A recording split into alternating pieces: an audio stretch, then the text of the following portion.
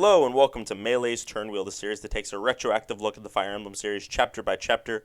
I'm your host, I'm in Melee Kirby, and today we're taking it back to chapters 21, 21X, and 22 of Fire Emblem Thracia 776. I'm always really bad with starting these episodes because I don't want to just go right into the question, but I don't really have that much else to talk about. It's really warm. Like, really warm, considering it's fucking November. And listen, I hate winter as much as the next guy. That's not true. I kind of like winter, actually. But, I get why people don't like the cold, right? And I agree with them mostly. I think the cold is it's annoying. I don't want to have to deal with it. It causes problems. Snow, driving in snow sucks, all that, all the whole 9 yards. I get it. But it's November. I kind of want it to drop below, 60 for more than a few days. So I'm hoping we'll get some more seasonal weather soon. Going forward, I am going to try, keyword try, to get these episodes out on a fairly regular basis. I'm thinking every 2 weeks, roughly. So hopefully that works out. I want to record one weekend and then edit and upload the following weekend over the course of the week. So hopefully I'll be able to stick to that. I'm recording this 1 week after the last episode went up, so far so good. If I could get this edited and uploaded in the next week, that would be excellent. But who knows? If not, then I'll cut this whole part out. But otherwise, I hope you had a pleasant 2 weeks since the last episode went up. Other than being really hot in my apartment, it's been going pretty well for me. Still been watching anime, still been playing games. Been playing that Persona 5 that I mentioned, but we'll talk more about that at the end, I guess. And yeah, so without further ado, let's go ahead and get into the question from last episode, which was, who do you prefer between August and Dorius? And I got some responses on Twitter. @Biozilla said, I vastly prefer August. His chemistry with Leif as the sometimes coldly pragmatic mentor who tries to rein in the prince's rash ideas makes for my favorite relationship in the series. Very good point there. I agree that his dynamic with Leif is excellent, and part of the reason that makes him such a good character, whereas Dorius is... His relationship with Leif isn't as interesting, I would say. I think it's kind of mundane, actually. He's a little bit of a kiss-ass. I don't know if kiss-ass is the right word. I don't think he's doing it intentionally, but I think he just has this, reverence for Leif that August certainly does not have, and I think that leads to a much more interesting dynamic. I agree. And then I got one response from Super User Person 4 saying, I haven't played that much of Thracia, so I'm just going to put it out there that I think Dorius could kick August's ass in a fight. He looks much sturdier. And honestly, yeah. Dorius does only have one arm, so that's pretty significant. So maybe August could get the advantage there, but August is kind of like a book nerd, kind of. He's a little bit of a bookworm, and Dorius, on the other hand, is like a trained soldier. So, although August does know a lot about torture and murder, so I don't know. That's actually really tough. Okay, that's the next episode's question is, who do you think would win in a fight, August or Dorius? No, that's not the actual next episode question. Although if you want to include it in your response, feel free. But no, the next episode's question is, and on Discord I just got a bunch of responses also saying August as well. I think most people prefer August, and I do too. I don't think I made it explicit in that episode, but I do prefer August to Dorius. But I do think that Dorius kind of redeems himself at the end there in terms of the quality of his writing, because before that he was just kind of boring, I suppose. Okay, so for next episode, what I want to know from you guys is, in this episode we're going to be talking about what I consider to be the last good, in fact maybe the only good Thracia Gaiden map. There are a lot of Gaiden maps in this game. Most of them are pretty bad, in my opinion, from a gameplay perspective. Some of them are pretty good from a story perspective. But just in terms of the gameplay, I think that this is the one in this episode, 21X, is probably, I would say, the only good one in the game. Obviously, I'm biased. I don't like this game in general. So from someone who has maybe a more balanced positive view of this game, what I want to know is, what is your favorite guided map in this game? Or what is your least favorite guided map if you want to go that route, or both? I'm not going to give a definitive answer for this question, both because I want to save that for next episode when I talk about your guys' answers, but also because I have a hunch it's going to be the one in the game that we haven't seen yet, which is 24X. But I don't know for sure because I have not played that chapter in a very long time. Technically, I've never played it at all, but I'll that's a story for next episode. So, but yeah, I want to know what is your favorite or least favorite or both guided maps in Thracia 776. We're going to be seeing guided maps a lot more going forward. They're in 6, they're in 7. They are in not 8, 9, or 10 or 11. They're in 11 and 12. And then 13, 14, and 16 have paralogs, so they're like kind of the same thing.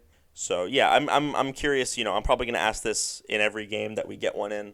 What is your favorite and or least favorite guided map in this game? As of right now, I have a thought in my mind for which one is my least favorite right now, but that might change next episode, so we'll have to see. But for now, let's go ahead and talk about our chapters for this episode, starting with Chapter 21, The War of Liberation.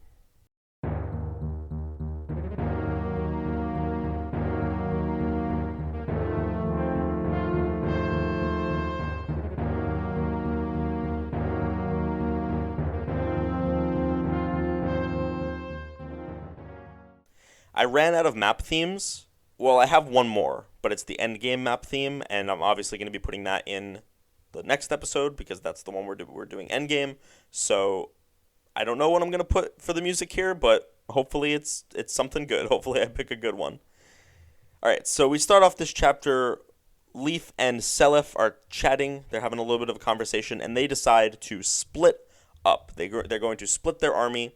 Leif has put in a request from Leif to kind of go off and do his own thing for a little while because he wants to go and take back Manster. And Leif says, okay, while you do that, my army, like the bulk of the main army, is going to go its own way and take over Connaught. Connaught is where Leif fights Bloom in Chapter 8 of FE4, if you remember. And in fact, the entire rest of this game is going to be detailing essentially Leif's journey through Chapter 8 of FE4. This is another example people point to when they say that the events shown in Thracia 776 are different enough from what we see in Genealogy to constitute being like its own timeline or its own reinterpretation of events or something like that. Again, I think this is just the case of the scale in FE4 being so zoomed out and so focused on, having Leif, or rather having Leif be the central protagonist in that game. My interpretation here is that this is what happened in FE4 Chapter 8. We just don't see it this way because this is not how the game presented it to us. But again, I think this is one where you could argue both ways. Like, is it actually happening in FE4, or are we witnessing an entirely different set of events? I don't know. That's up to interpretation. But personally, I think that it is, in fact, what we are seeing in FE4. So yes, going forward, Leif is going to be splitting off from Leif's army.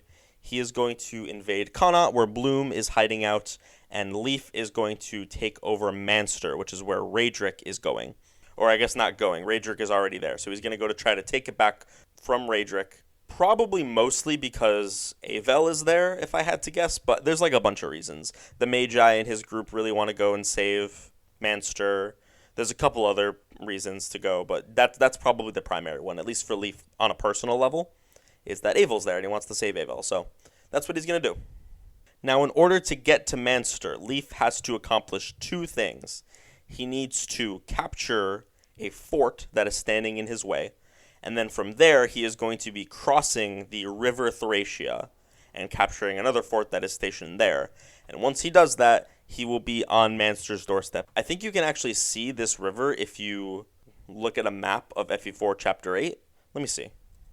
Yeah, okay. So if you look at a map of FE4 Chapter 8, this is some really cool attention to detail. This is the shit that Kaga excels at.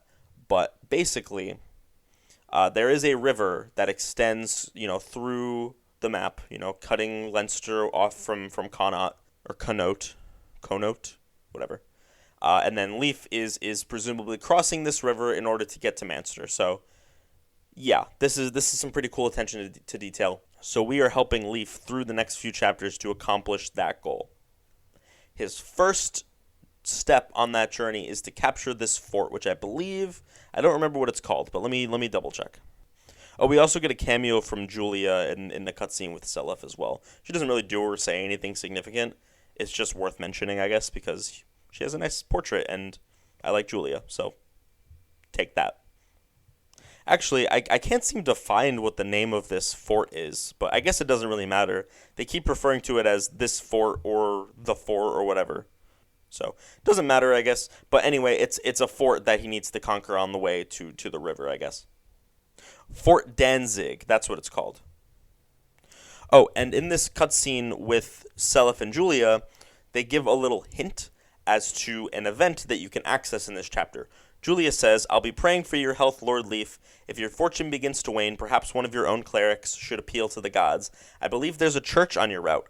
It was built to receive the prayers of the ducal family of Tara, as I recall." So, a cleric who is part of the ducal family of Tara, the only person that could possibly be referring to is Lenoan. So it is telling you pretty explicitly, and I wouldn't even say that there's a hint so much as it is just the answer, but that's fine. You need to go to this church and visit it with Lenoan. They might even have, I'm wondering if the church actually has a... Oh, no, okay, so if you visit the church with someone who's not Lenoan, you'll just get a pure water. I don't know if Lenoan can still visit after that, but just be careful of that, because the answer might be no. I have no idea. But we'll get to that. We'll get to the cutscene there in a little bit. So for now, looking at this chapter, you're going to notice that it is a seas map. You need to capture the fort on the lower right, and there is a lot of things to keep track of. First of all, there is obviously there's a bunch of ballista around and different types of soldiers that you have to watch out for. There is a squad of Draco Knights in the southern mountains that have a little dialogue exchange where they basically say, wait for someone from Leif's army to break off from the main group and then we'll go after them. I don't know how their AI works, if they actually wait for one of your units to be like a certain distance away from... I don't know, but I've never not just sent Lenoan to the church turn 1, and then they just always go after Lenoan. So I'm not sure what they do there, but they are pretty dangerous. They have killer lances, I think. They have like rider's banes. They have dangerous stuff. I don't remember exactly what they have, but it's pretty dangerous.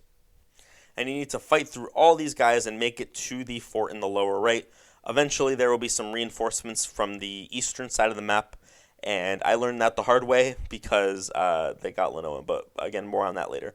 So, there's a couple houses, there's a shop, there's a arena if you want to go, an armory.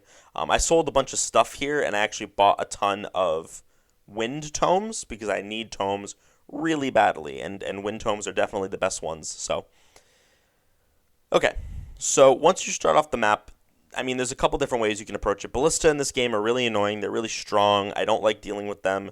So I basically just had Hicks run forward and, pick them off one by one. He tanked a lot of the ballista bolts. He's just really bulky. Hicks is, one of my best combat units. I would say, Merida, Asvel, and Hicks are, my 3 best combat units at this point. Hicks for his bulk. Merida for... just being able to raw damage output. Merida is the best, and then Asvel has not as good damage output as Merida, but can attack from range and also hits on res, so he has some uses there. So those 3 are the trifecta basically, and they're all really fun to use, and I love using all of them. Unfortunately, Hicks is going to have to hit the bench soon, but more on that later. But yeah, I always start this map by just sending Lenoan to the church. And if she visits the church, you will get a cutscene between her and the bishop at the church in which it is revealed that she has dormant Naga holy blood. The family of Tara is descended from Saint Im in some capacity. And then once the bishop awakens it in her, she promotes and becomes a sage or a something, like a bishop maybe, I don't know the exact class name, but she gets a really strong stat boost. The promotion bonuses for magic units in this game are crazy good, and yeah, that's the gist of it. It's a good little scene. I like Lenoan as a character. She's a lot of fun to use. So yeah, she's going to be a lot more useful now that that her stats have gone way up. Now, unfortunately, this mistake ended up being my undoing because I figured, oh, I don't have a rescue staff. Actually, no, I did have a rescue staff at this point, but I didn't want to use it. I wanted to save it just in case, and that ended up being a smart decision because I needed it next chapter. So, anyway, my plan was, oh, I'll send Leno in there, and then the enemies will come. But because she's really strong and she'll be on a forest and using a wind tome, she'll be fine. She won't get hit, and if she does, she can heal it off. I gave her a couple vulneraries. I figured, she'll be fine. And she was for a while. But then I got those reinforcements from the east, and there was a ton of them, all different types of weapons. They made a beeline for Lenoan and ended up capturing her. Now, if you're familiar with this game, well, a couple things. If you're, like, pretty familiar with the game, like me, you'll say, oh, well, that's not really a huge deal, because if you remember the chapters of this game, you'll know that in the next chapter, chapter 21X, we actually get back all characters who have been lost or captured over the course of the game, as long as they aren't dead, as long as they have been captured by the enemy or left behind in escape maps, you will get them back in chapter 21X. So I said, whatever, let her get captured. It's not that big of a deal. I'll get her back next chapter anyway. And under normal circumstances, if this was any other character, I would be right. But if you're very familiar with the game and you know some of the more complex character interactions, then you are screaming internally, possibly externally, at what I have done here. And I will give an explanation for that later on. But for now, just know that Lenoan was captured by the enemy. And I do get her back, but there's more to it than that, which we'll explain momentarily. And yeah, I mean, that's it, really. I mean, this chapter is pretty basic. I will say this chapter is kind of, I wouldn't call it bad necessarily. Like, I don't think it's horrible or anything, but it really suffers from having a lack of an anti-turtling incentive. There are no villages in danger. There are no optional side objectives that are being, at least not that I can think of, that are being put in danger by you just bunching up through the map and slowly making your way down. There's really no incentive for you to push forward and to take risks, which is something that this game has generally been quite good about. So I don't know why they screwed it up right here at the end game, especially since, this is supposed to be the climactic moment of the story, right? Like, Leif is finally making his counterattack. He's making that final push towards Manster. You'd think that this is the point where they go balls to the wall and make you start really pushing yourself, but no. You can really just take your time with this. There are no bandits or anything. I was going to say maybe someone attacks the church, but I don't think that's true. So, yeah, you just gotta... I'll check the WAD page just in case I'm wrong, but I'm pretty sure that there's nothing. Yeah, so it doesn't look like there's anything that I'm missing here. They just don't really do a good job of making you push yourself here, which is fine. I mean, I would rather it be boring than just be like the most infuriating game design bullshit I've ever seen, which we'll get into, don't you worry, but that's what we call foreshadowing. This chapter is incredibly basic, kind of tedious, just not bad overall, just not good. It's just kind of very middle of the road. Maybe like leaning towards bad, mediocre, I guess is the word I would use for it. Peak mid is how I will refer to this map. The boss isn't particularly threatening that I can recall. There's a fortify staff you might want to grab. There's some good items you can get here. The boss has like a kill. I guess the boss is on a wyvern, so you can't capture him unless you put him to sleep. But anyway, you make your way down. You seize. That's the end of the chapter. Pretty straightforward. Now, after the chapter ends, after the end of chapter, or during the end of chapter cutscene, I guess, August and Leif have a conversation, and Leif is like, there is no way that this is just a regular old fort. It is way too heavily fortified for that. Something else is going on here. And August says, yeah, it seems like they're actually using this base as a prison camp for captured soldiers. And he says we should go and try to rescue them if we can, although if we're not careful, they might try to kill the prisoners before we have a chance to save them. The requirement for this Gaiden chapter, by the way, this is a Gaiden chapter, chapter 21X. The requirement is, I've mentioned this a couple times, is that you need to have a character who has been captured. If there's no one here for you to get back, then they will not even attempt it, which makes sense, I guess. Like, why would they? But August actually, this is important. August actually tries to talk Leif out of getting the units back, and Leif says, no, I will not abandon these people here to their fate. And August reluctantly agrees to compromise and say, all right, we will. He asks Leif to limit himself to a handful of troops. So this is a pretty low, 21X is a pretty low deployment chapter. This is relevant just because, like, we're seeing a very similar conflict actually to what we were seeing in chapter 18, 19, like that area, when Leif decides he's going to push his exhausted troops into a losing battle. But it's just fine here. It works out just fine. And I'm a little bit questioning the efficacy of that writing. Like, obviously there's differences between the situations, right? Like, they're talking about invading a fort, taking out some guards, right? Like, generally not, they're not talking about launching an entirely new invasion of another territory. That's, like, the scale here is completely different. But in terms of, like, the themes and the character motivation here, Leif is pretty similar here. He wants to help those in trouble and is willing to ignore his tactician's advice to do so.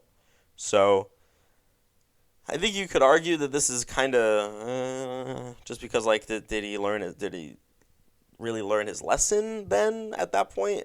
Like, I don't know. It's a little unclear. It seems kind of sus to me. I'm not gonna make a big deal out of it though, because it's not that big of a deal, right? Like again, this is very in character for Leif.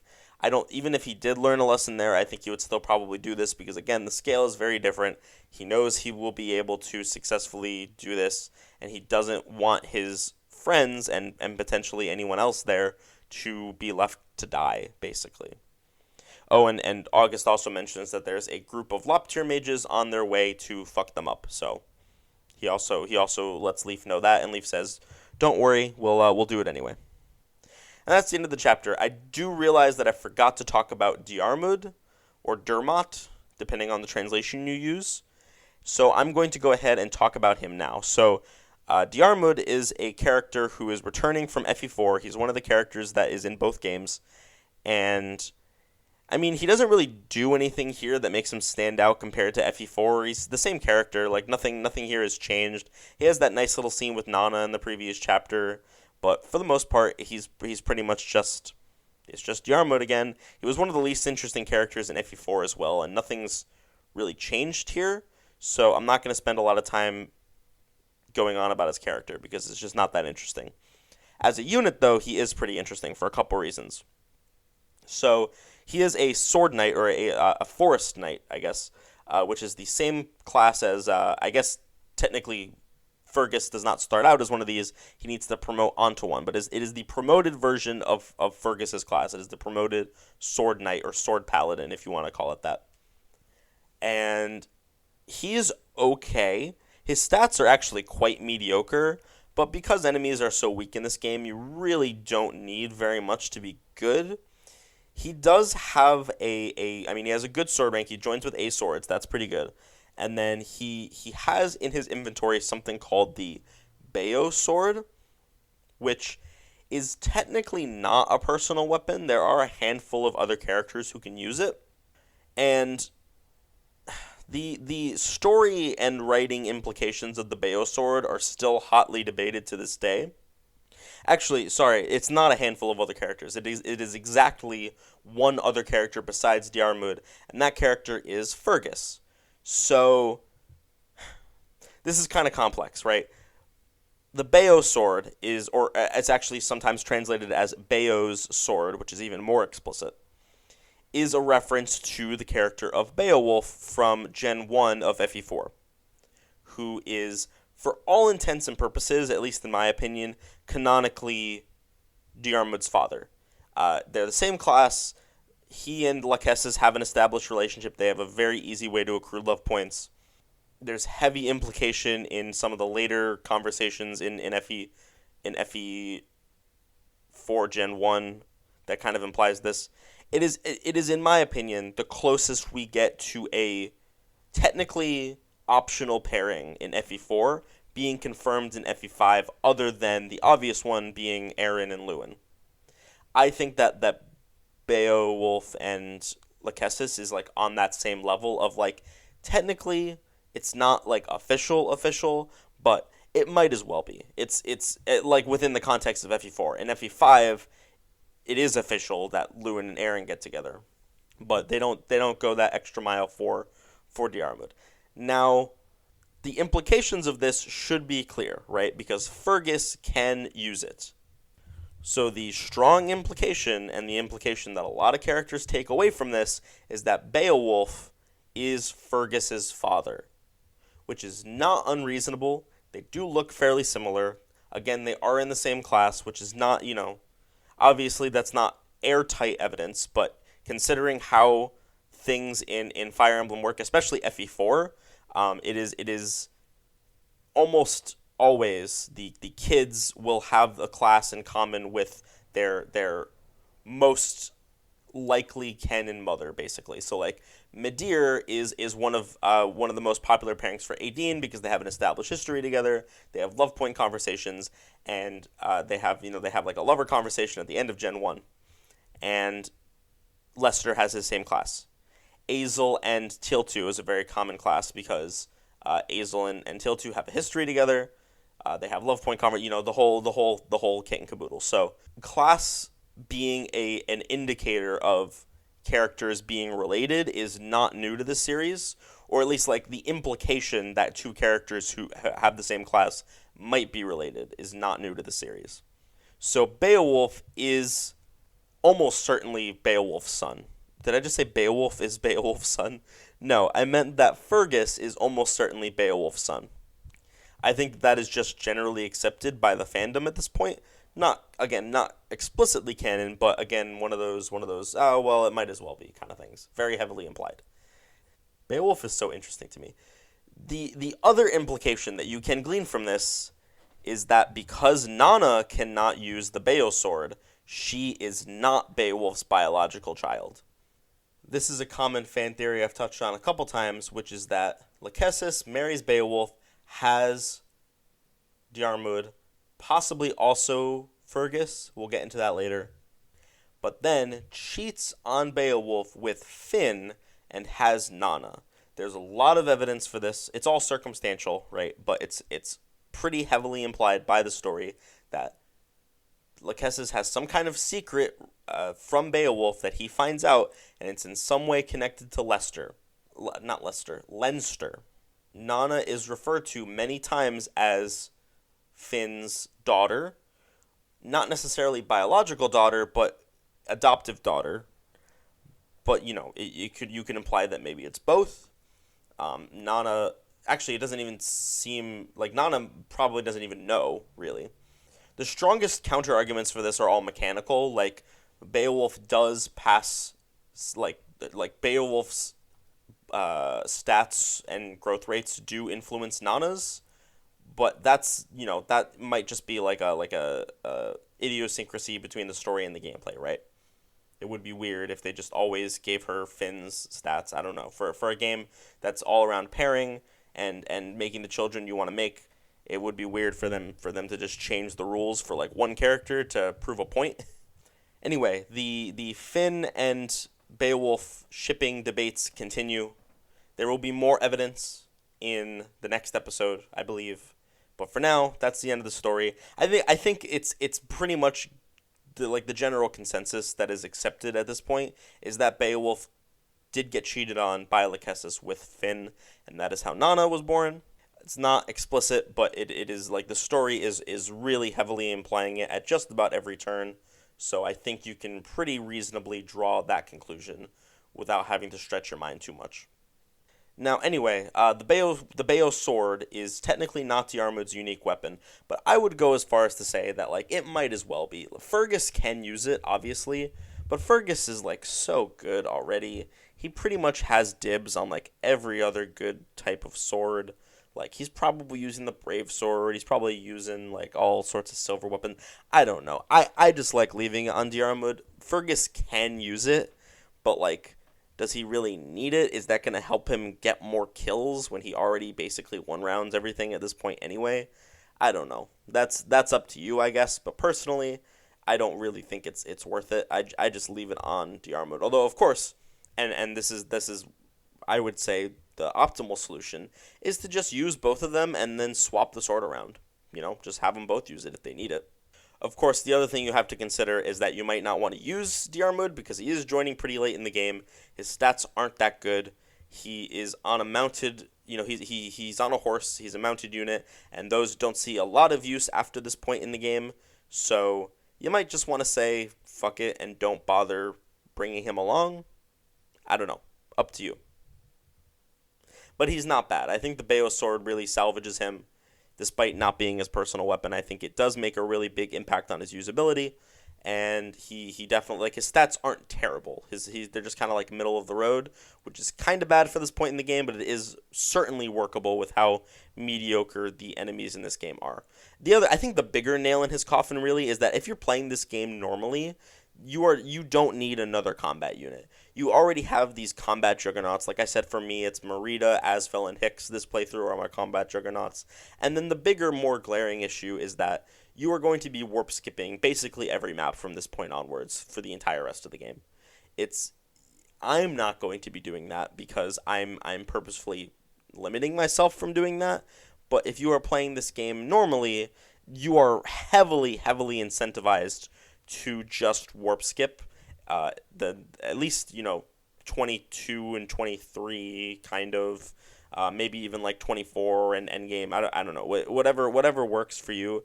There's very few maps that you're going to be playing just straightforward. You could also warp skip this map theoretically. That would be quite easy, I think.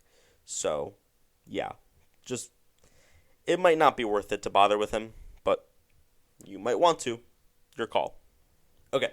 So with that out of the way, we can be finished talking about Chapter 21 and move on to Chapter 21X, which is called The Prison Camp.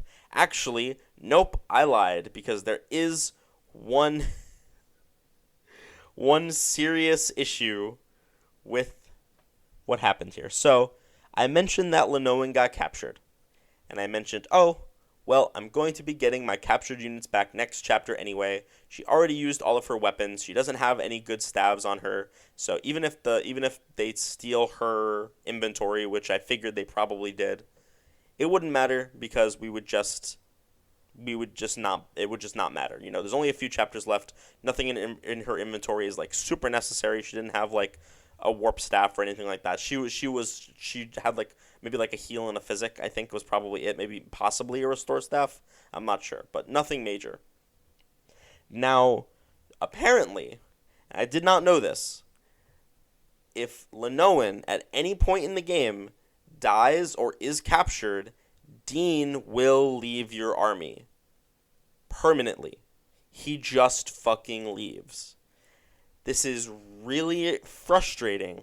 Not like bad game design, I don't think, because it's interesting for sure. It makes sense from a narrative perspective, obviously, and this game is the king of gameplay story integration, so it makes sense. Like Dean has lost his only reason for being here. So if Lenoan is dead or gone, what is the point?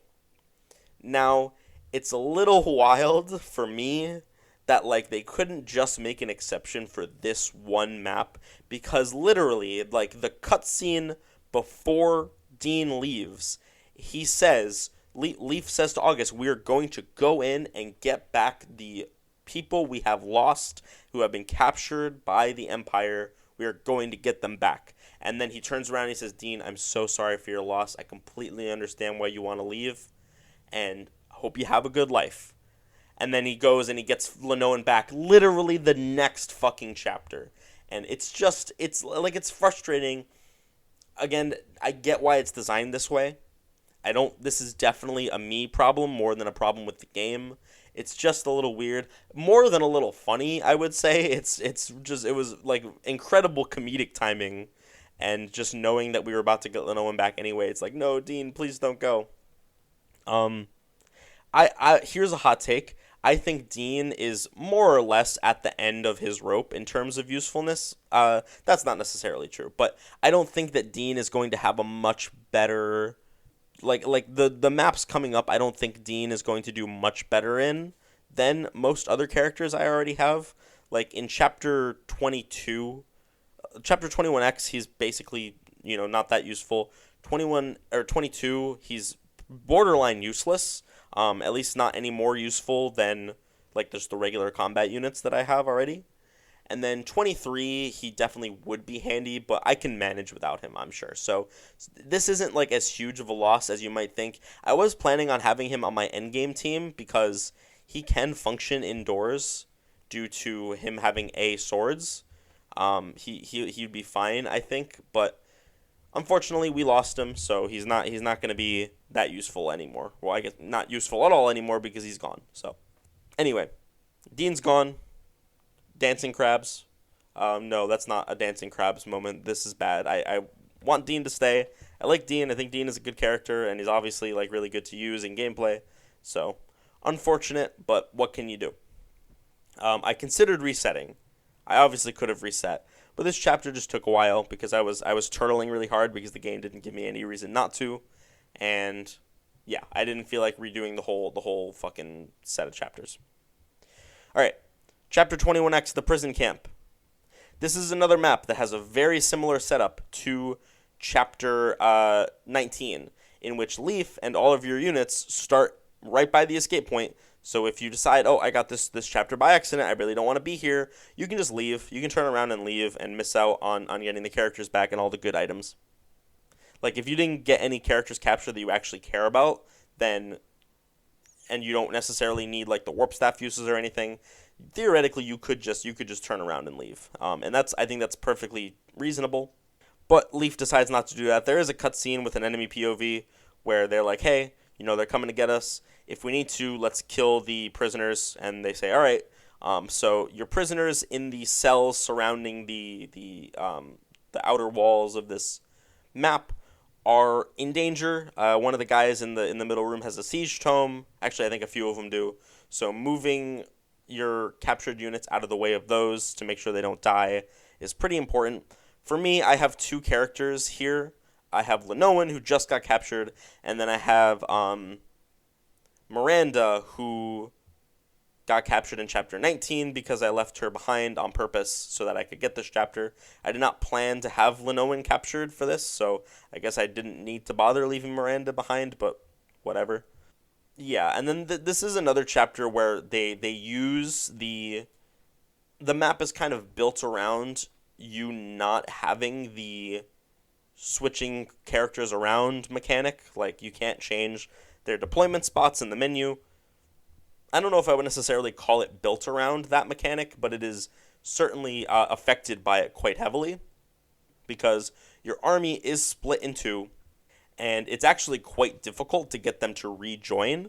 And if you're like me, all of your good units started on the left, and all of your mediocre units and non-combat units started on the right. So I was kind of in a bad spot here. But it ended up working out. I sent in the guys on the left to go and clear out the enemies. There's some reinforcements, but they're not that strong. And then rendezvous with the second group, who, before they could get overwhelmed. Now, there is a room in the middle. There's two rooms in the middle. There's one with, like, the boss, and he has a siege tome, and there's, like, a couple other siege tomes in there. So you have to deal with that. And then there are three priests in the room on kind of, like, the middle center of the map. And they all have warp staves. And they will warp the mages that are in the room with them to positions where they can more easily fight you. This is pretty significant for a couple reasons. First of all, it's just annoying to have to deal with the mages, but then also you want those warp staffs. There are a ton of warp staff uses in this map. I think there's 5 warp staffs, and realistically, you're most likely gonna get like a few of them are like used once or twice. So you probably end up all in all with about 10 to 15 uses of, well, I guess no, 15 would be the maximum. So I would say you're likely to end up with about 10 to 12 uses of warp across the whole chapter. That's still pretty significant though, especially since, again, if you're playing normally, you're going to really want warp for the last couple of maps. So keep that in mind. Try to get these warp staffs. Even I went after the warp staffs, both because it felt like the right thing to do. You know, I felt like I was being incentivized to do the side objective. Even if I personally am not going to use them very much, I definitely feel like the map is designed around you making an effort to get these maps or to get these warps. So I went along with it and I tried to get them. I got all 5 of them actually. The way that you can approach this map is so interesting because you could go the really basic way. You could go in, you could kill all the guys, you could just, open all the doors, capture all the guys you want. Or you could be a little bit more creative with it. You have the Thief staff. I brought Tina to use Thief, to use Unlock. Actually, this is the first time I'm using Unlock. There is an Unlock staff in this chapter, so if you use all of your uses here, you can get another one. I warped someone in the middle room to capture the Warp staff clerics before they could warp all the mages away. I had Safi silence the boss so he couldn't use his siege tome. This is, in my opinion, when Thracia is designed around using staves in really fun and interesting ways, this map is the prime example of that. To me, this is way more interesting than saying, oh, well, one of these chapters is designed around you warping to the end and killing the boss, right? That's, to me, yes, that is, warps are important or staves are important in Thracia, but I think there's a difference between relying on them to cover up a bad map, which I'm again foreshadowing, which we're going to talk about, and then this, which is genuinely the map is really built around these staves helping you out. It's not just warp, it's silence, it's unlock, it's thief, it's possibly rescue, maybe even rewarp if you want to mess around with that. There's a whole bunch of different maps. The sleep staff, if you still have that, would be really useful here. There's so many cool and interesting ways to use staves in this chapter, and I think it's honestly one of the best chapters in the game. I don't know if I would say it's in my top 3 or anything like that, but it is up there. It's quite good. And the fact that all of this is optional, and if you want you can cut your losses and leave, I think that's really cool. It introduces a really nice balance of risk versus reward. The map isn't, the only thing I would say is that maybe the map could be a little harder, but the way Thracia handles difficulty makes me think that wouldn't be a good idea. I think it's hard enough already. There's a ton of reinforcements. You do have an anti-turtling incentive in the form of the dark mages that were mentioned by August. They will be coming for you, but they don't show up until turn 30 or something like that. So you have a very long time to get everything done. I think maybe if I were to change anything about this map, I would have the dark mages show up 5 or 10 turns earlier so that you couldn't just wait out all the guys and kill all the enemies. I think that would probably be the best way to go about it. It's not like the dark bishops are an instant loss condition either. You can get past them. They're just magic enemies, but I don't know. I feel like that's the only criticism I have on this map is yes, there is an anti-turtling incentive, but it doesn't really push you to actually go against it, right? Because you're almost certainly not going to run into it unless you're going really, really, really slow. Yeah, I don't know. I just like this map a lot. I got Lenoan out. I unlocked to get the chests that I wanted. I left several of the treasures behind, but I got the ones that I wanted, the major ones that I wanted. And then I left. Now, I did not get Miranda. Miranda, I did leave behind. She is now, I assume they just executed her. But honestly, I don't super care. honestly, this is my middle finger from like to Connemore beyond the grave. Fuck you, Connemore. I let your 14-year-old girlfriend die. What are you gonna do about it, huh? Um, I think I might need therapy. But anyway, that's the end of chapter 21X. It's a good map, really fun. I summed it up in like 5 minutes, but I don't think there's really much else to say about it. It's not bullshit. It's not super difficult, but it's also not super easy. It's genuinely a well designed map that encourages you to use the tools at your disposal in interesting ways, but at the same time, it does give you still a very solid and interesting map if you don't have those resources available, which I think is a very key distinction to make. Yes, it is harder. Yes, you do have to go out of your way more. Yes, you may run into the turn 30 limit and have to deal with those dark mages, but you can still play this map without using stabs at all and have in my opinion, a pretty solid, fun, well balanced experience for the most part.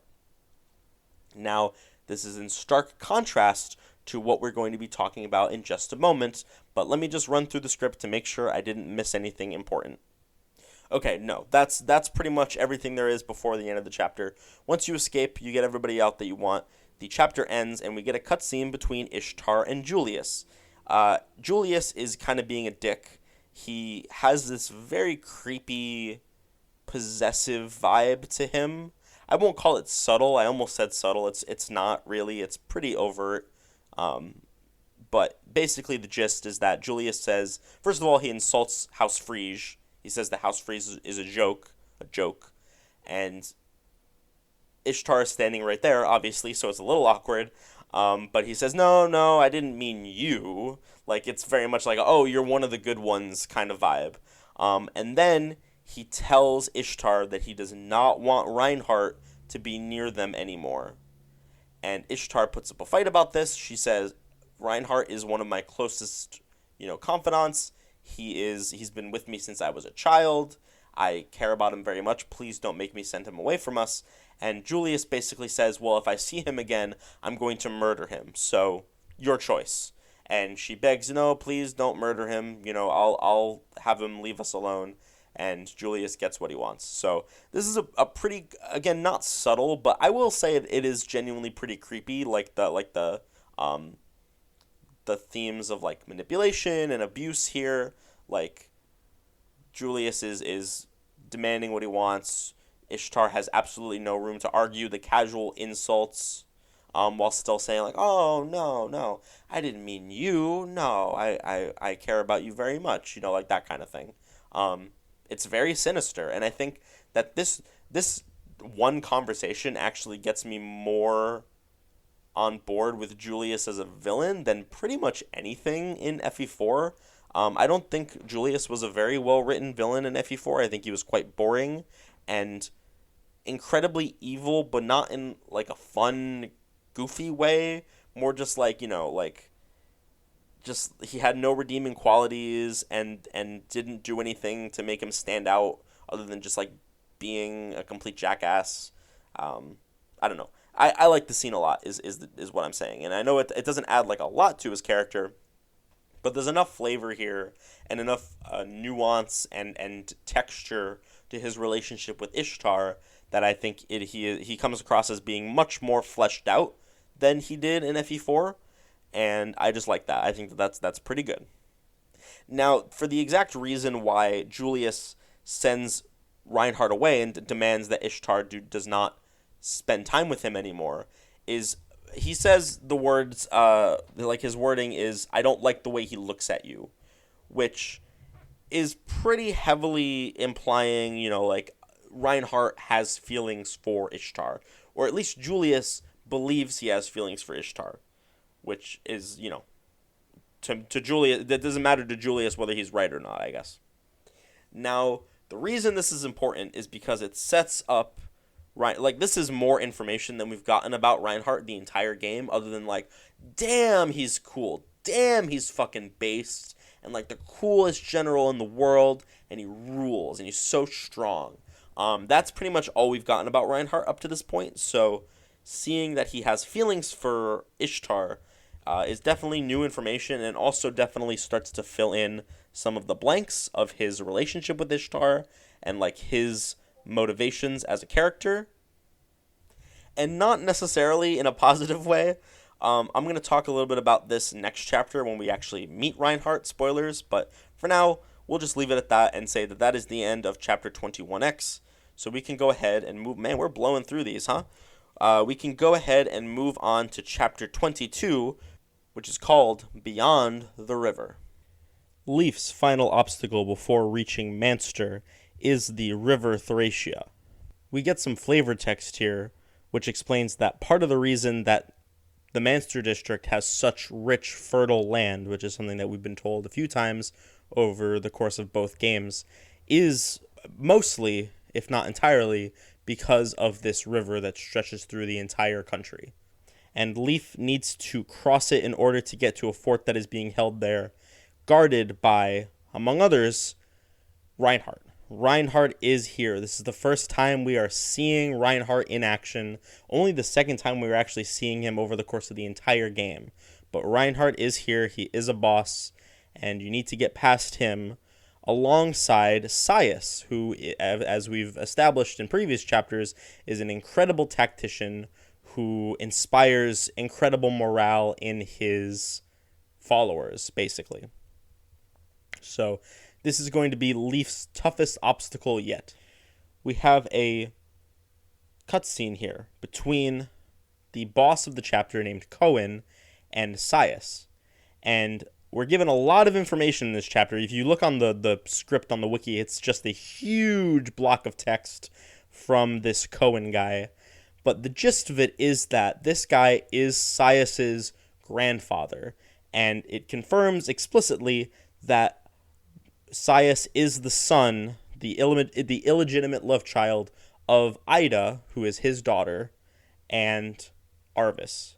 And in addition to that bombshell, we're also given, I guess not bombshell, we already pretty much knew that because it was heavily implied in earlier chapters, but the actual bombshell is that Sias has Major Vala Holy Blood, or Fiala or Holy Blood. I don't know how to pronounce it in the new translation, but or maybe it's the old translation, I don't know. But he inherited the Major Vala blood from his dad, which makes a lot of sense because if you look at like Julius's holy blood in FE4 and Julia's holy blood in FE4, they both inherited like a little bit of Fala, and then obviously Julius got Major Laptir blood, Julia got Major Naga blood. But the Major Vala blood from Arvis is nowhere to be found in that game. And the reason is because it ended up in Sias. I think Ida might also have had minor holy blood, so that's probably contributing to it as well. And this whole block of text is basically just Sias's backstory. He was hidden from the Empire. The Empire killed Ida, specifically Manfroy, and Cohen, brought him to a church to be raised in secret. Eventually, Sias, that is, grew up and became a renowned military tactician, and is now essentially he is literally the what do they call it, the royal bishop of House Velthamer. So he is a big deal now. He has rised from the gutter and in a situation where he realistically shouldn't have lived, and is now here, in charge basically. And there's also a little bit of characterization for Manfroy, because maybe characterization is the wrong word, but there's a little tidbit here about how Manfroy, ironically, picked Sias to raise into not raise again, but put him in a position of power, make him into a military officer. Manfroy was behind all of these decisions, and it's just kind of a coincidence that he did it with this guy who is this man who he's been hunting down all these years. He wasn't expecting, he would never guess that this whole time he was right under his nose, and through his own decisions raising into a higher level of authority within the army. So that's kind of neat. I mean, is it a little bit of an unbelievable fucking coincidence? Yeah, a little bit. Oh, and he says that Cohen says that he was so trusted by Arvis, Sias was so trusted by Arvis, that Manfroy, despite kind of wanting to get rid of him because, he's, I think, maybe a little bit too friendly with Arvis or something like that. Now essentially, now that the Emperor Arvis's influence is basically gone, it is now essentially the Loptir cult is in charge of everything, along with Manfroy and Julius at the helm. So Arvis does not have the sway to protect Sias anymore, and I don't. This I think that this I'm a little bit lost here because it says like Manfroy wanted you to become, like, it was Manfroy's suggestion that you become such a powerful member of the army, but then he says, well, Manfroy wants to kill you, so I can't protect you anymore because Arvis is not in power anymore. And I'm just a little confused as to where that jump happened, but I guess we can just assume that Manfroy probably maybe, thought that he would be an obstacle. Maybe he didn't expect for him to get this high up in the ranks and now wants to get rid of him. Something like that. I don't know what the deal is, but that part's not really that important to me. That's like definitely a plot nitpick, I would say. Oh, that is why. Okay, so Manfroy knows that he has major follow blood. So, or at least that, no, I'm still confused because Manfroy doesn't know that this Sias is the son of Arvis. So I think Manfroy knows that son of Arvis inherited follow blood, but he does not know that is Sias unless he figured it out at some point. That's possible. I don't know. I think this entire plot point is interesting, but more than a little bit contradictory, a little confusing. It's not that big of a deal. I still think that Sias is a really cool character, and I like this backstory for him. I just think that they could have taken a little bit more care to make sure that they weren't contradicting themselves so much. That seems a little like, did they not proofread this? I guess I'm not sure exactly what happened here, but anyway. After this, Sias and Reinhardt have a little bit of a conversation in which they bring up Olwen, and they know that Olwen is with the enemy army, with Leif's army. And Reinhardt seems convinced that Leif is manipulating her in some way or telling her some kind of falsehood, and Reinhardt believes that he will be able to convince Olwen to rejoin their side. And Sias says, well, if you can, that's great, but she is a grown woman. She is not your little baby sister anymore. She is making her own choices, so I just want you to make sure that you don't forget that you two might be on different paths now. So he gives some wise words of advice to Reinhardt about Olwen. And Reinhardt agrees. And then the scene cuts to Leif and August, and we find out some interesting tidbits. I guess this is a very common battleground in this part of the world. There have been a lot of battles that have been fought here. August knows a lot about it, and so he kind of waxes lyrical a little bit. Like Leif says, oh, wow, the river Thracia is so beautiful and majestic. And August says, indeed, I'm afraid its beauty is lost on me. I see only a river stained red with blood. True, the river has granted this land many blessings, but it also stirs greed in the hearts of men. Countless battles have been fought for control of this river, and now we find ourselves about to fight another. And he also explains that the last king of Leinster, King Calf, was killed in this very spot, or I guess technically a little bit further away. The bridge just south of here, they say. I think this is supposed to be like a little bit of a sort of, it's like poetry, sort of. They rhyme. Each stanza kind of leads into the Wait, did I already spend this joke? I think I did. Fuck. In case anyone's unaware, that is a reference to a documentary about Star Wars. Yeah, I mean, that's the gist of it, right? It's a documentary about the Star Wars prequels. Some very funny conversations in there. You should go check it out at some point. Anyway, because I'll get more into this, but there is a gimmick related to this map in which the bridge becomes relevant. So I think the idea is that Leif has to make a stand in the exact spot where his grandfather died. And I mean, at least as far as the canon story is concerned, Leif succeeds and wins.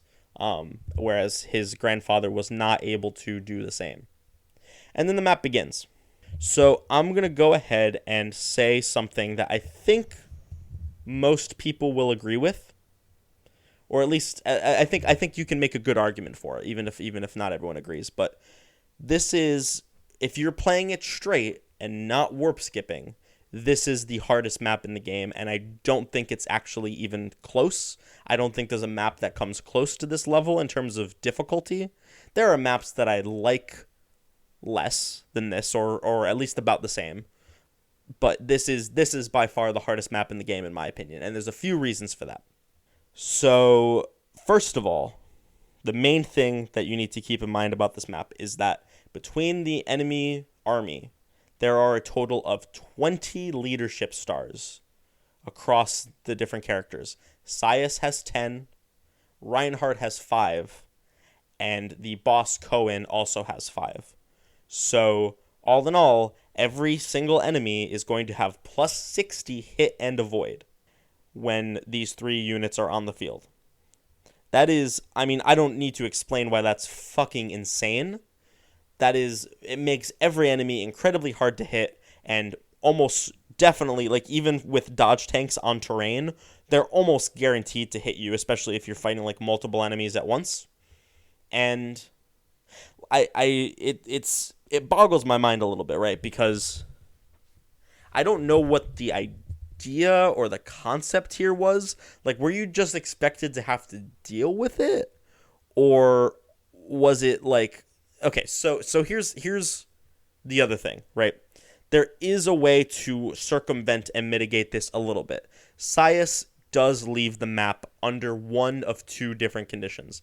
First of all, if you take 40 turns on turn 40 of the map, Sias will immediately be sent away by Cohen. Cohen, I didn't mention this, but at the start of the chapter conversation, Cohen is begging Sias to leave and to get out of there because it's not safe anymore, and Sias refuses because he wants to stand by his grandfather.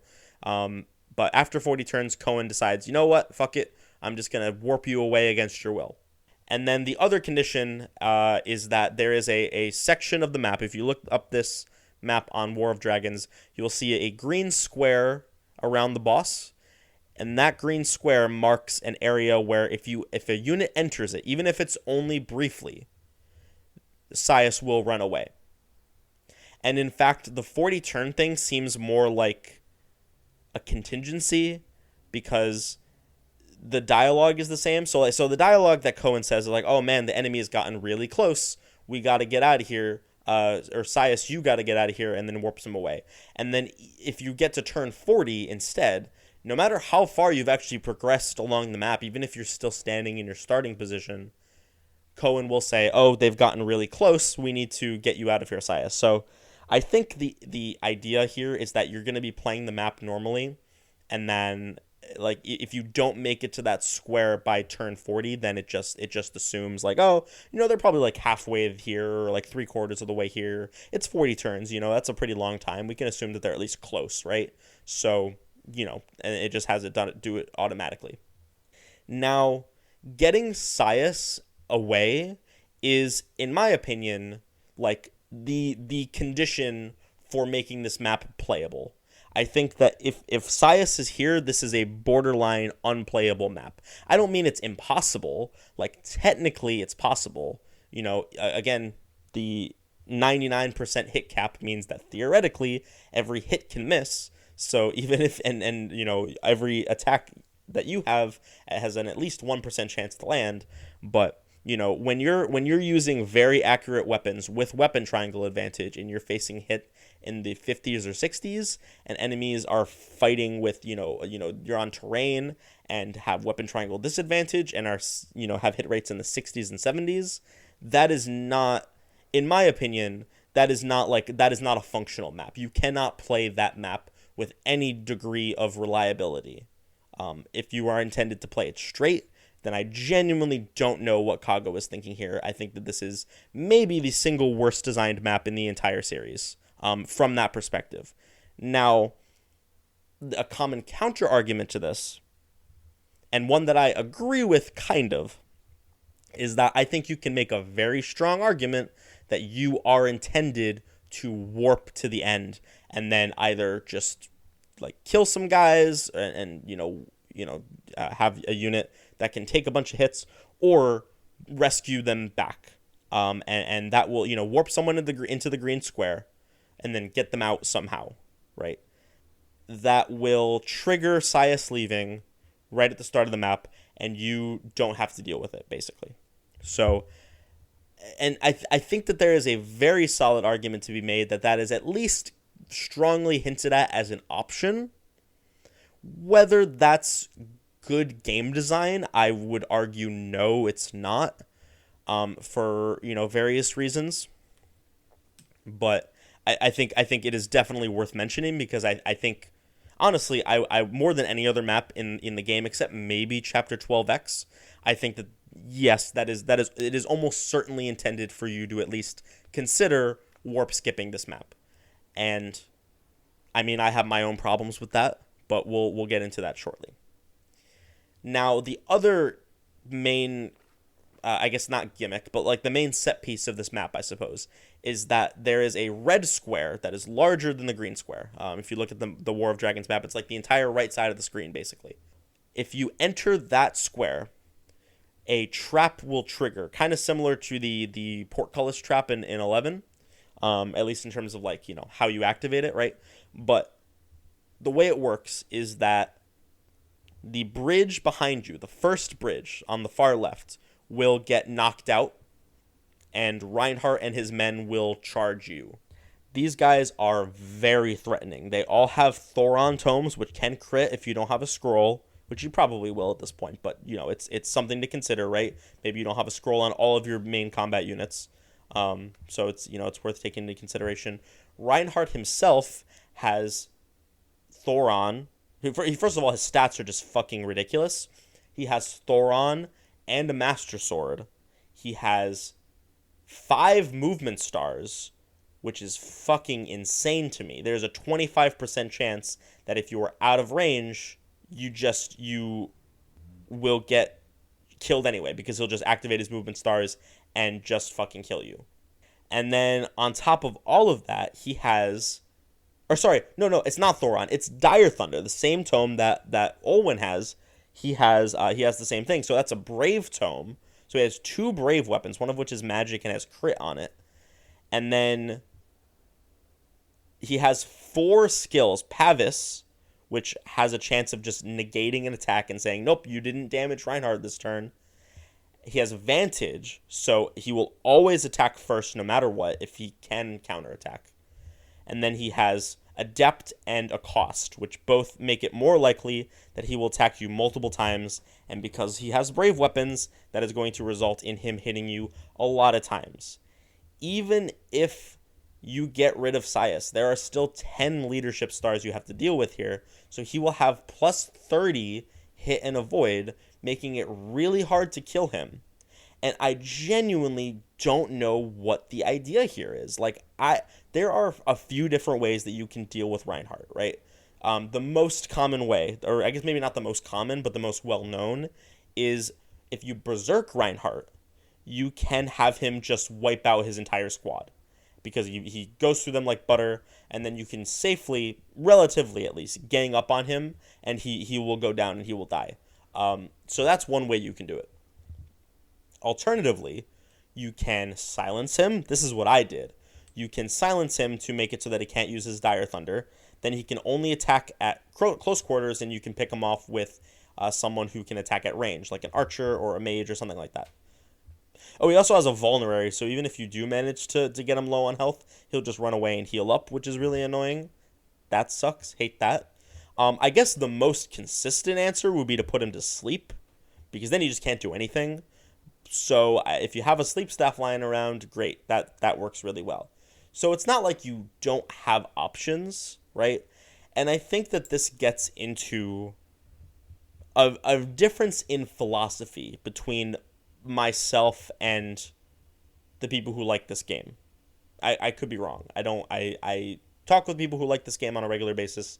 I don't want to misrepresent their arguments, but this is the impression that I get, which is that I don't think it should be mandatory for you to have like these really hyper specific resources. And this is, I kind of touched on this in 21X, right? Like, it is helpful for you to have things like the unlock staff or the thief staff, but it is not necessary for the map to be, I don't even want to say good. Like, this is not just like a matter of the map design being bad. I actually kind of like the layout of the map. I think that there's some cool stuff in here. I think the dynamic of having Saya sleeve is kind of interesting. But the alternative to you using these resources is that you just have to have a pretty high chance of death against Reinhardt. I think. Unless I'm just, like, really bad at this fucking game. Maybe I am, right? Like, I'm not even discounting that possibility. But it just seems so bizarre to me. Like, what? Like, let's say that you don't have any staves, right? Like, you don't have any staves in the, like, you've used them all. Or you lost them all, whatever. Like, okay, is it on you for letting your resources, deplete like that, and not taking better care to make sure that you have the resources you need? Yeah, probably, right? Do I think that means you deserve to have a miserable experience with this map? No, I don't. And I guess I'm just a little confused as to what the play there is in that situation. Like, what are you supposed to do? Are you just supposed to wait until turn 40 to get Sias to go away? Are you supposed to, like just gamble on the 25% chance that he runs up and kills you with the Master Sword because you thought you were out of his range, but then he procced his movement stars? Are you just supposed, because if you don't have silence, are you just supposed to, like, hope that he doesn't crit with Dire Thunder? Or that he doesn't, attack you once with Dire Thunder, then proc movement stars and attack you again and kill you. Like, he could proc as a cost. Like, there's so much stuff that can go wrong if you don't cheese this map. And it is legitimately, like, I just don't understand the thought process here. I've said this a lot over the course of the game. And I guess I would never describe any of those maps, no matter how much I don't like them. I would never describe chapters like 12X or 4 or 4X as being unplayable in the right circumstances, or the wrong circumstances, I suppose. But in this case, I genuinely think that this map is borderline unplayable if you are in an unfavorable situation. There's a legitimate possibility that you could pseudo soft lock if you aren't using safe states. I'm not using safe states, so that's not an option for me. And the only other map that comes close to this level is chapter 11, I think, because depending on how your units work out, and if you don't have your thieves and you don't have your enough door keys, you could potentially soft lock in that instance, right? Which also sucks. I think that's also terrible. But I think, first of all, it's a lot less likely that that's going to happen, because theoretically you only need 3 door keys. You need 3 on Leif. And then theoretically everything else you can, and you have some weapons for Leif. Theoretically everything else you can just, you can get in there and kill Kempf with Leif or whatever. Chapter 11X is optional. You don't need to go to it, so you don't even need to spring the portcullis trap if you're really worried about it. You have options there, right? There is a world in which you have no or like very little in the way of specific resources, and you can still maybe pull out a victory. And also, like, theoretically, if you did soft lock, I mean, yeah, 11 chapters is kind of a big deal, and that's not even including guided maps, but I also think that that's a lot more reasonable than 22, not counting guided maps into the game. So I guess what I'm a little bit confused on, and this is an episode where I kind of really wish that I had Spike with me here, because he loves this game. He thinks that this map is good. He and I have, I don't want to say butt heads, like we're always good-natured about it, but he and I don't see eye to eye on this game, and I've complained a lot, and he's brought very reasonable points to my attention about, like, oh, you could have done this better, you could have done that better, and I think he's right about that. But I guess my problem here is that I don't think that I should be punished for, in the grand scheme of things, small mistakes, right? I think like if you let all your units die and you just, you never capture any characters, so you never have any weapons, or you're out of money because you mismanage your resources, I would consider those big mistakes. And if you get screwed over because of those, I think that that is definitely on you as a player, and even to the point where, maybe you deserve to soft lock a little bit there, right? Because that's just like, come on, you have to be putting in like zero effort to not have those major resources at this point. But because I used my rescue staff 3 times over the course of the game and didn't want to hammer in it, I decide, I end up, in a much worse position. I guess the main takeaway from this that I want people to have is that I don't think you shouldn't be punished for mishandling your resources, but I don't think that I think there's a line, right, where the maps can be harder or be more tedious or be less forgiving in how you go about them, or have bigger obstacles that you need to overcome. And again, I'm sounding like a broken record here, but I think Chapter 21X is a perfect example of that.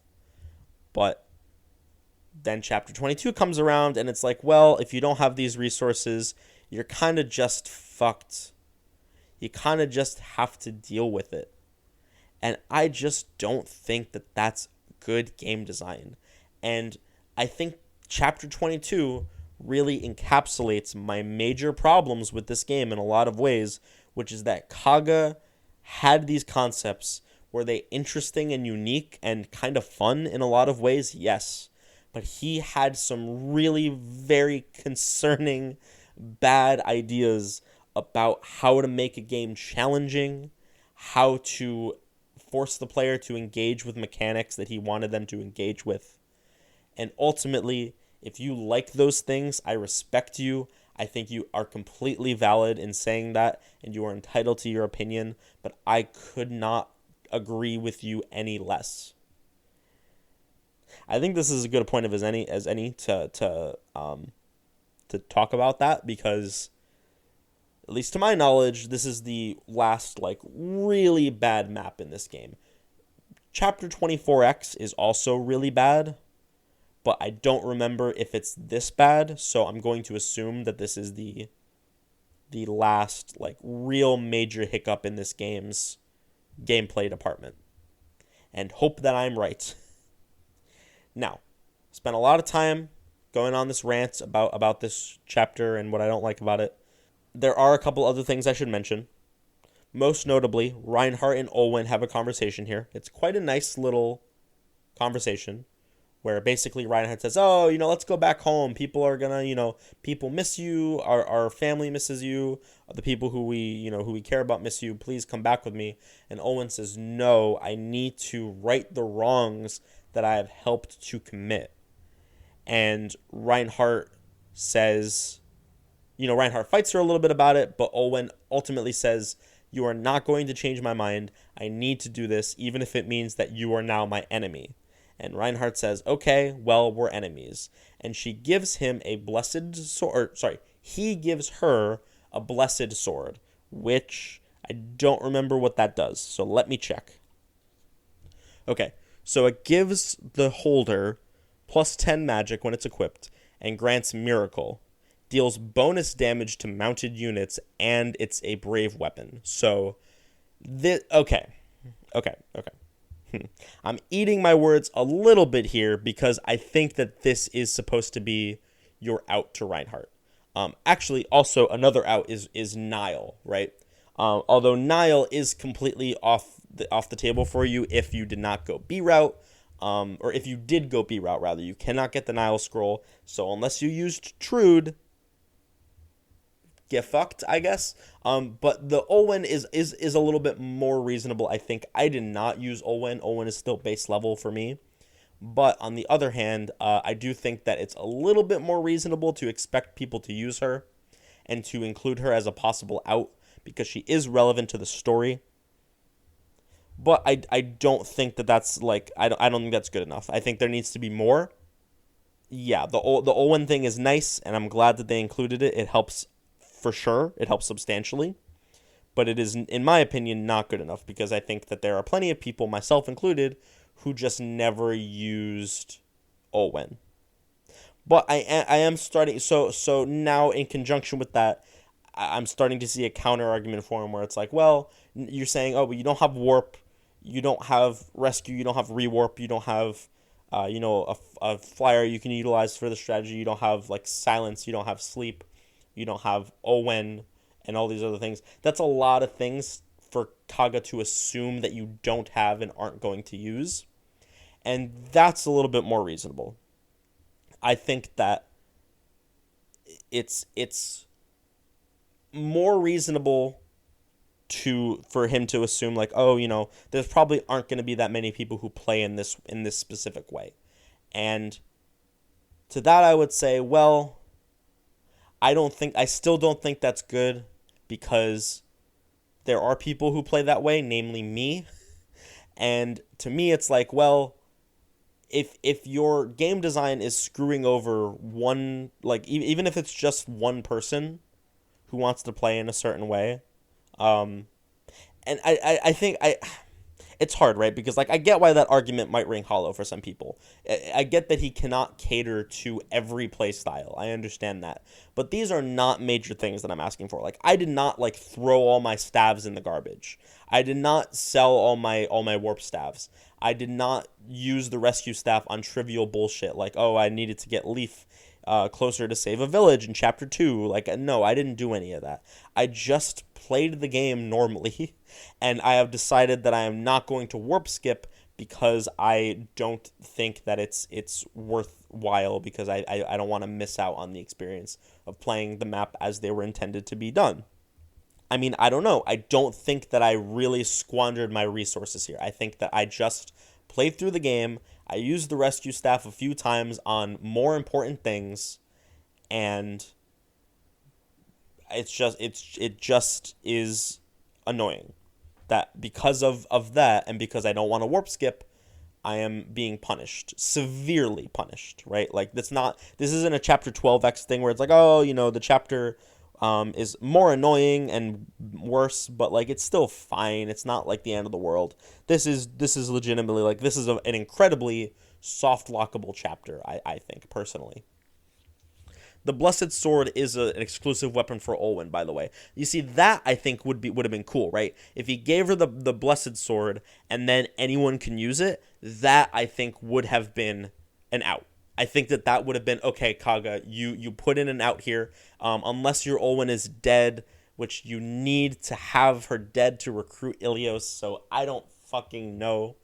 But hypothetically, if you have Olwen and you make it so that the Blessed Sword can be used by anybody, then I think, okay, then you're putting in an out that most people, I would say, are going to have. I think that's pretty reasonable, although your Olwen can still die again, so better, but still not 100% there. Anyway, I should mention that the way I did this was by having, what did I do? I had Sarah, that's her name. I had Sarah warp to the green square, and I didn't have her kill the boss or anything. This is like riding the line a little bit. I don't consider this a warp skip. I didn't want to do it this way. I wanted to play it the normal way, but it just wasn't possible for me. I couldn't do it. So I had her rewarp to the green square. She procced a movement star. This is something you can do on turn 1, so you can just rig the movement star if you really need to. Or if you have a character that can use rewarp or use warp, that's fine too. I actually didn't have a character who could use warp that I wasn't fatigued, besides Sarah, and obviously she was the one who needed to do this. So I had her rewarp to the green square, trigger the cutscene. She needed to last 1 turn, which she was able to do. Or no. Yeah, I procced the movement star. That's what I did. So I rigged the movement star. I didn't need to rig it, but I could have rigged it if I needed to. And had her get out of there. So that's how I did it. Then Sias goes away. Then Reinhardt attacks. Although the bridge goes down, so he can't actually reach you. The reinforcements don't come because they'll show up and then they won't move, and then they'll block the ones that are supposed to come later. So you get it makes the map 10 times easier. And I think that is entirely intentional. Like, I do think that Kaga put this in here as a way for people to get out of the situation. I just think it's a little lame because it undermines the entire concept of the chapter, which is that you are being lured into this trap by Reinhardt. You have to deal with Sias being there. I think that is a cool idea for a chapter. I just wish that he made it a little bit more doable, because otherwise it's just so fucking hard. It's really, really hard, and I really don't know like why he designed it this way. But I mean, it doesn't appeal to me. That's fine. Again, I think that everyone's gonna have a different take on this. It's totally okay if you like this. I just don't. There's a few cool things to capture here. There's a second Paragon sword, actually. That's kind of cool. There's a Master Bow. But for the most part, you go down, you get rid of the ballista. You go right, you get rid of the ballista. You go up, you get rid of the ballista. You kill the boss. You deal with Reinhardt's group. Reinhardt's group is kind of tricky. Sarah was able to... I had Sarah do a lot on this map. So Sarah was able to deal with all of the group. Because getting rid of Sias does not make Reinhardt easy. I already mentioned this, but... the rest of Reinhardt's soldiers were a joke. I put her on a forest, I gave her a wind tome, and she one-rounded all of them with 0 difficulty. She had a scroll so she wouldn't get crit. It was no problem. Reinhardt himself procced a movement star and ran up to her and used... Wait, does she start with Nile? Hold on. No, okay, she's just... Okay. Yeah, but so he procced a movement star, he ran up to Sarah with the Master Sword, hit her once. She had like a 57% chance to hit, and she got 2 shots. So he hit her once, she dodged the second attack, and he did not proc a adept in that round. And then on retaliation, she crit and doubled him and killed him before he could proc a cost, basically. So really, really, really lucky there. And I don't know what my out was other than just getting the Blessed Sword with a trained Olwen or having a character with Nile. I think those are really the only two. And then like Berserk and Sleep, I guess, if you have those. But not guaranteed to have those. Okay.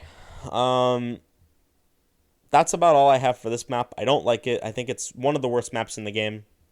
Might be my new least favorite. Although I'm not going to say that with any degree of certainty. I think Chapter 4 is still quite bad, but we'll see where that goes. So after you capture the gate or the fort, whatever you want to call it, there's a very brief conversation between August and Leif saying, "Oh, we got to hurry to Manster," and then that's the end of the chapter. I've given all my thoughts that I can about this map. I don't have any other strong things to say about it. So yeah, I think we can just call it there and move on. We've successfully made it through 3 more chapters. Next episode, we are going to be tackling the rest of this game. So chapters 23, 24, 24X, and then Endgame. So join me then, when we talk about those. But for now, we're going to go ahead and move on to our post-episode stuff.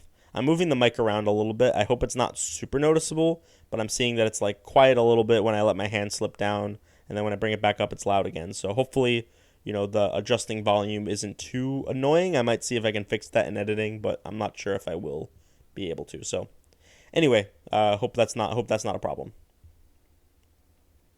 So for our map gauntlet, this is a pretty interesting episode.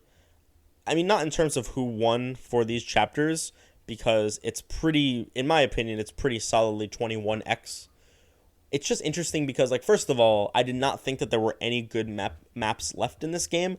I sincerely remembered Chapter 20 being the last good map of the game. I don't remember any, I didn't remember any of the other ones impressing me in any substantial way. I think that there were a couple really bad ones that I didn't like. I think that there were a couple of ones that were just okay. Like, I think Chapter 23 is just okay. 21 is just okay. I think 24 is fine, nothing really special.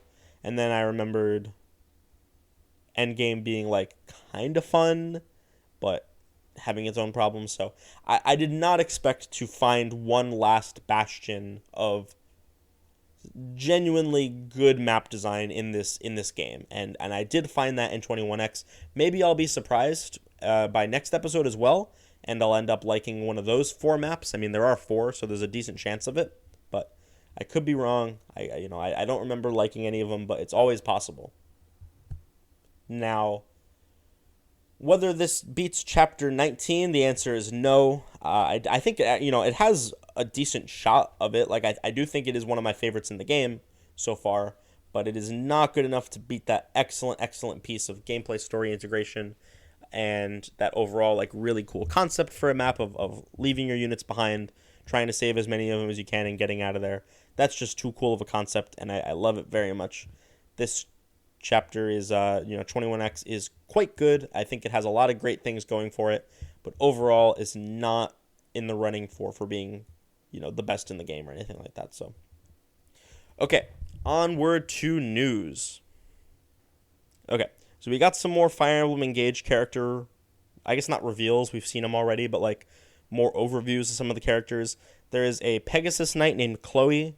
Maybe it's Chloe. I don't know how to pronounce it with the little accent over the E. But she is a Pegasus Knight. She has huge knockers. That's the only thing we know about her so far. She's easygoing and adores her liege, Princess Celine. So she seems nice. I like Pegasus Knights. Pegasus Knights are one of my favorite classes in the series. So that's nice. I'll probably use her. She seems cool.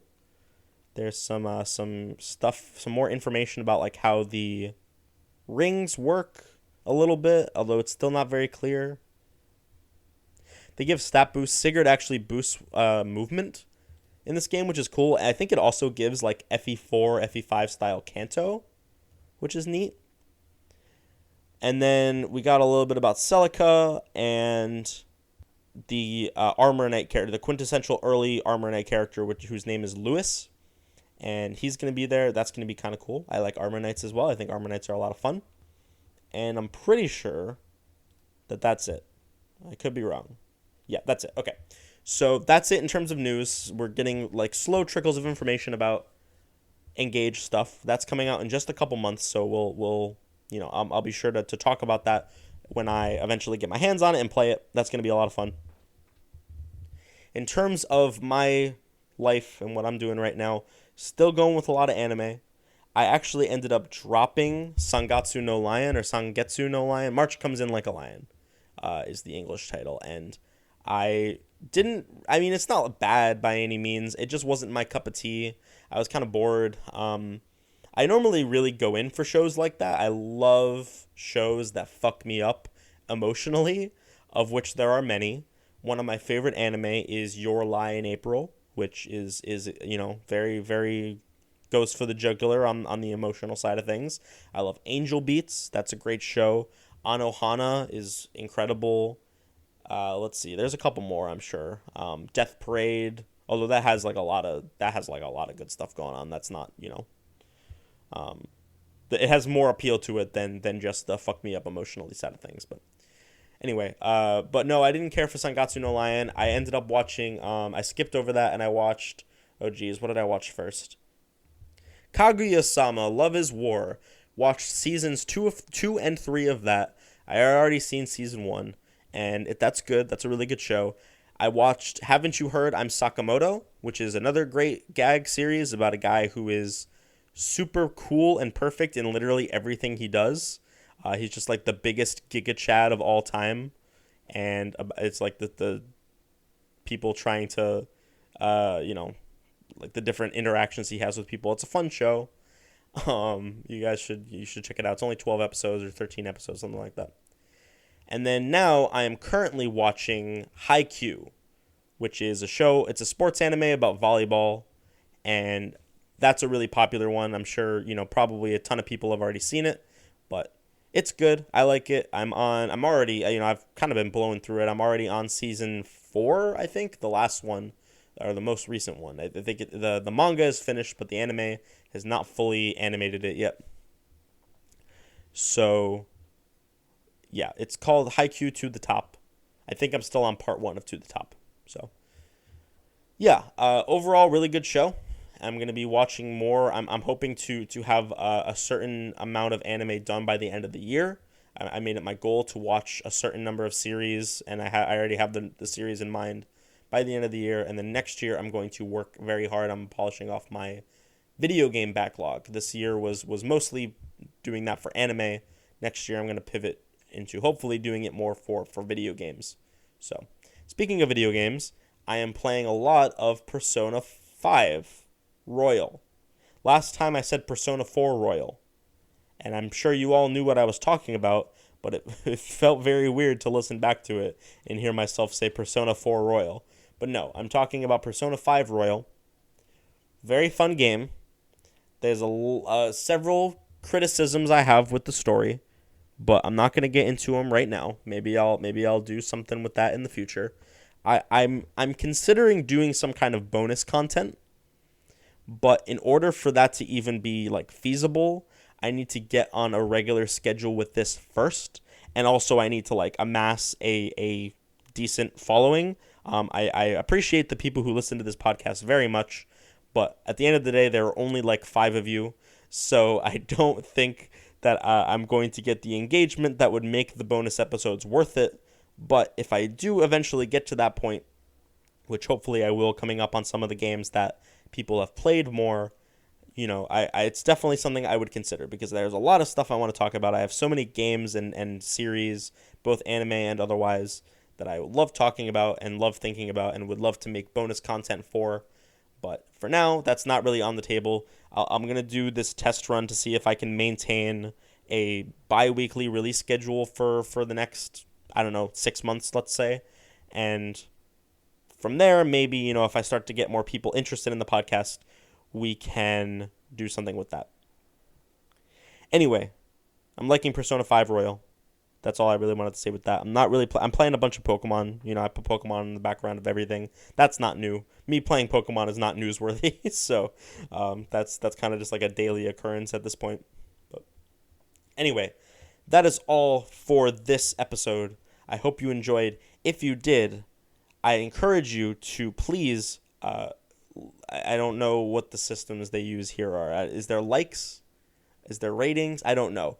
But what I will say is that I am going to start asking for reviews on your listening platform of choice. I know you can review on iTunes. You might be able to do it on Spotify and Google Podcasts. I'm not sure. But I do know that Spotify, or that reviews, especially good reviews, boost the score and the visibility of shows.